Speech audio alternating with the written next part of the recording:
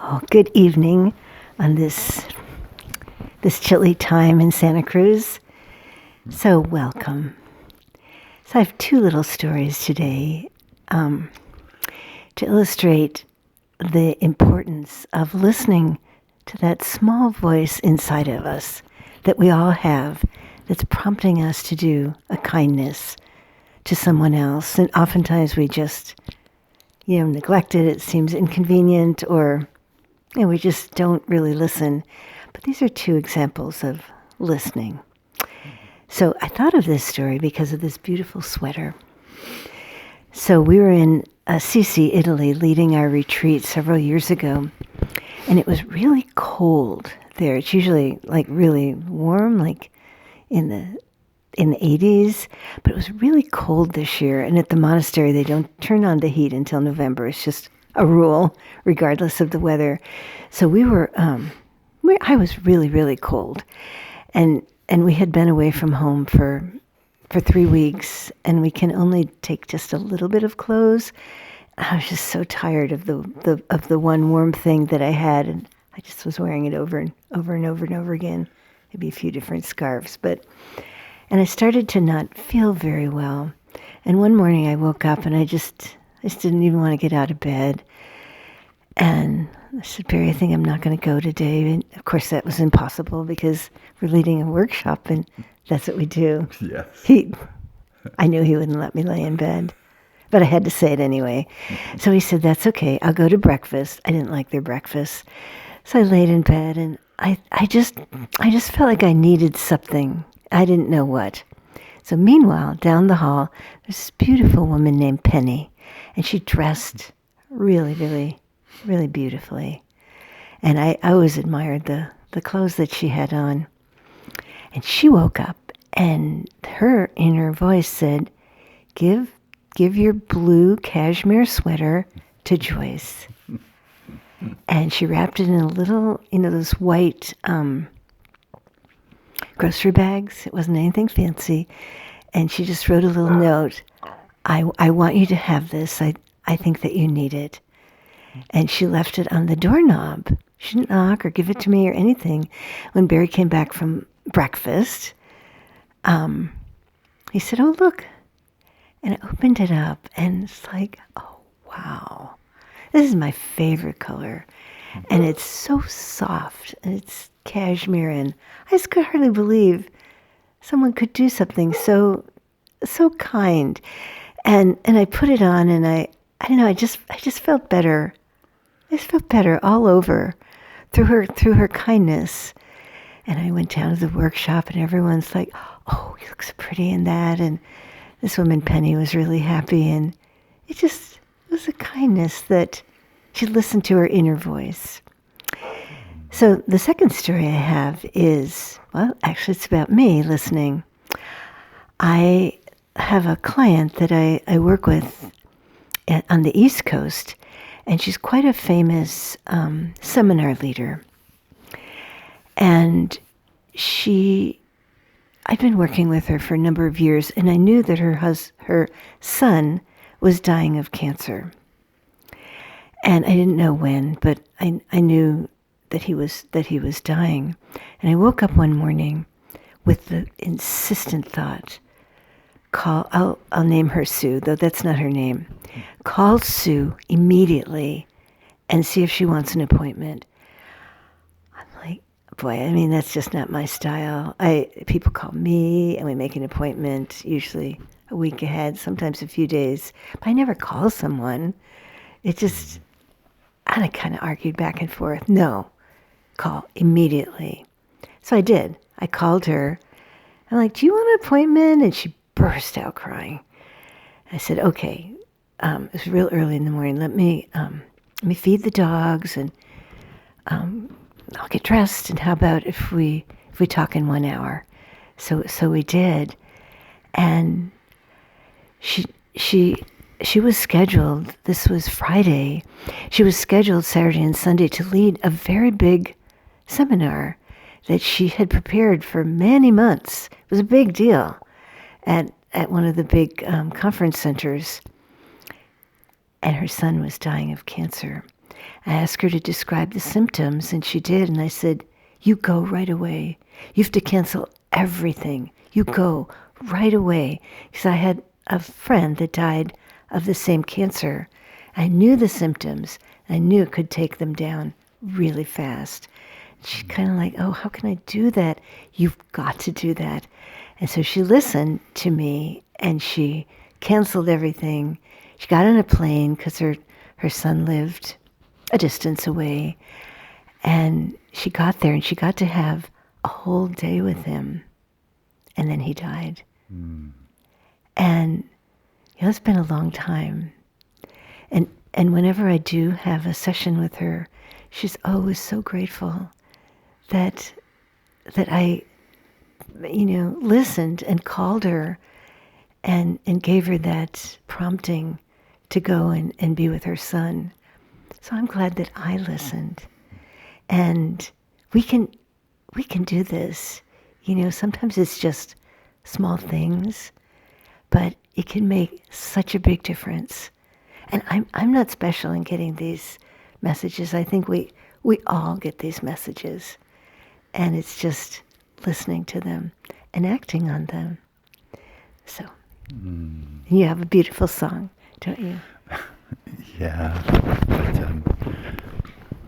I'm feeling this message that you're giving is so important. Sometimes we really second guess ourselves when we get a message, or a prompting to do something, and it's so important to listen. There's a risk, right? Because sometimes it may be wrong, okay? But to act on what you're hearing and take the risk, it can be very, very powerful. Even if it's a little thing like give Joyce this sweater, It was a big thing to me. That was a big thing. I know. Yeah. Well, I sang this song not too long ago. It's my most recent song. And talk about listening. I was sitting looking into Joyce's eyes after a meditation one morning, and I just heard some words, and I said this to Joyce. It's very intimate, but I said, "Let me swim in the waters of your love." And it's just, there was just something that, I want to swim. And Joyce loves swimming, and she loves this song. And when she swims, she sings this song to herself. Yes, it's one of my all-time favorites. I know you'll love it too. Right. Usually I don't, I like to have space between songs, so like at least some months, right? But this one has been going on in my mind a lot, so. You feel guided. I feel guided, yeah, okay. I do. And maybe it's just for one of you that you need this song, and that's why you feel guided. Yeah.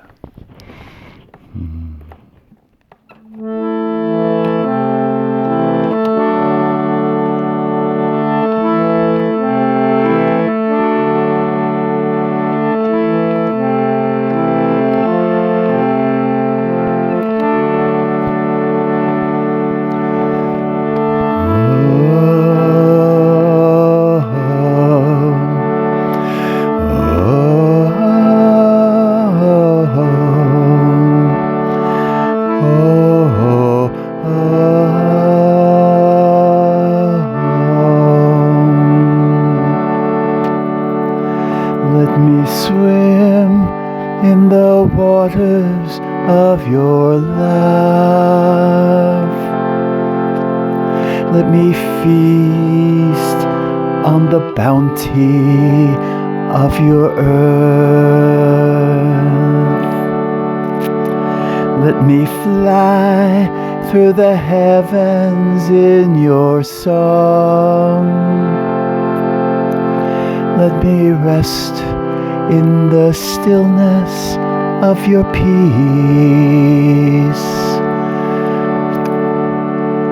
Let me swim in the waters of your love. Let me feast on the bounty of your earth. Let me fly through the heavens in your song.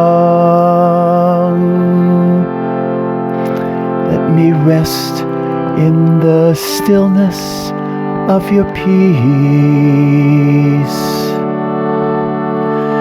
Let me be free.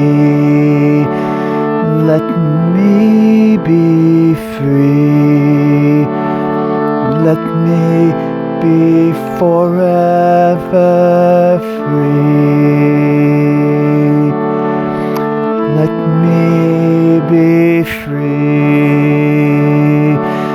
Let me be free.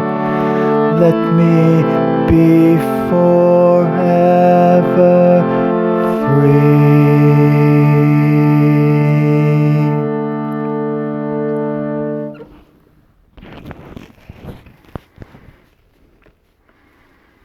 So close your eyes, take a deep breath.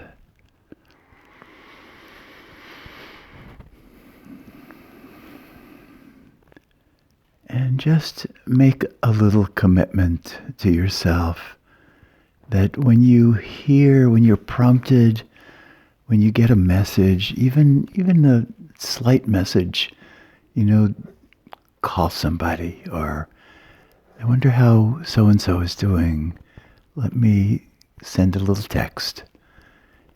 Just listen. Just listen. Trust that inner guidance. It's so important. All right, take a breath, open your eyes, and thank you so much for watching our videos. Hope you are blessed. So before we end, I'm sure that all of you are shocked by what's happening in Ukraine.